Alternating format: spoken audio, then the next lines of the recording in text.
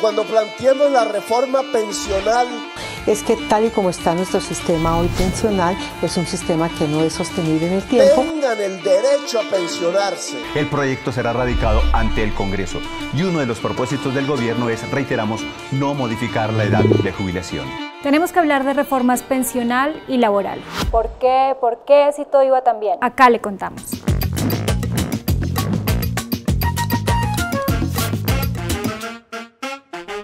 Tenemos que hablar de empleo y pensiones porque la fiesta no va nada bien. Este es el tipo de reformas que prácticamente nadie quiere hacer por varias razones. Por un lado, son temas complejos que no se terminan de entender y eso los vuelve particularmente difíciles de vender ante el público o ante el propio Congreso. Por el otro, operan como una granada con explosión retardada. Sus ganancias se perciben en mucho tiempo, al igual que sus daños. Aunque este último punto no parece importarle a nadie porque, al final, los políticos son expertos en esquivar los malos cálculos de sus propias ideas. Pero lo cierto es que si el calendario no sufre más alteraciones, en estas semanas deben ser presentados ante el Congreso estos dos proyectos fundamentales en la visión de país que tiene el presidente Gustavo Petro en la cabeza. ¿Por qué toca hablar de empleo y pensiones?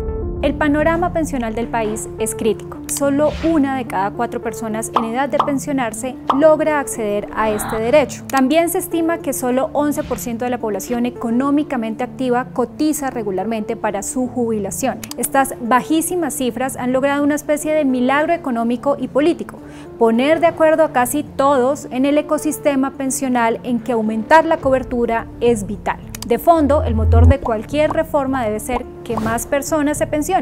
Punto. Por el lado del panorama laboral, casi que bastaría con decir que el Código Sustantivo del Trabajo no recibe una actualización sustancial desde los años 50. Piénselo de esta forma: a Internet le quedaban mínimo unos 30 años para entrar al escenario y cualquier atisbo de revolución digital pertenecía a la ciencia ficción. Hoy estas son dos de las fuerzas que han redibujado a su antojo el panorama laboral en Colombia y el mundo. Así que uno de los fines de la reforma laboral debería ser, cuando menos, traer la discusión de trabajo a este siglo. Otro de los grandes problemas es la informalidad en el mercado laboral. El DANE estima que al menos 6 de cada 10 colombianos trabajan desde la informalidad. Y a esto habría que sumarle que la falta de más y mejor empleo le pega con particular crudeza a las mujeres.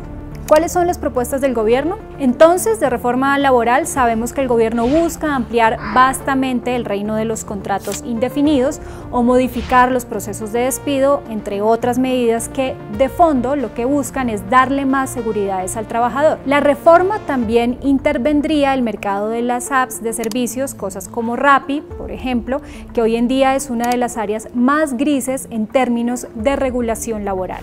Por el lado de las pensiones, la idea del gobierno es crear un sistema de 4 pilares. El primero es un pilar solidario en el que se propone pagar una renta básica para las personas que no tienen pensión de 223.000 pesos. El segundo es un pilar semicontributivo que le daría una renta a las personas que no se pudieron pensionar, pero que tienen semanas en Colpensiones o en los fondos privados. El tercero es un pilar contributivo, en el que las cotizaciones de hasta 3 salarios mínimos se irían a Colpensiones y las que están por encima de eso quedarían en los fondos privados.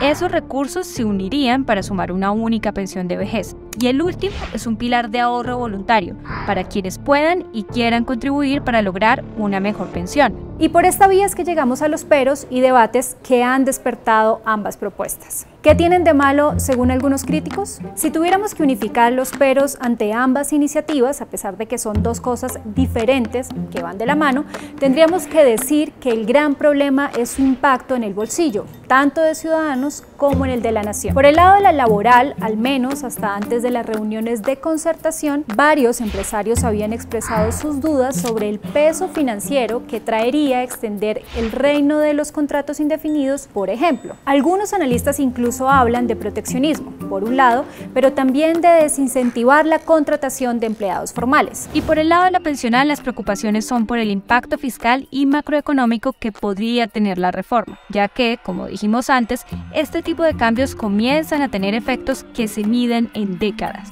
Listo, lo entendemos.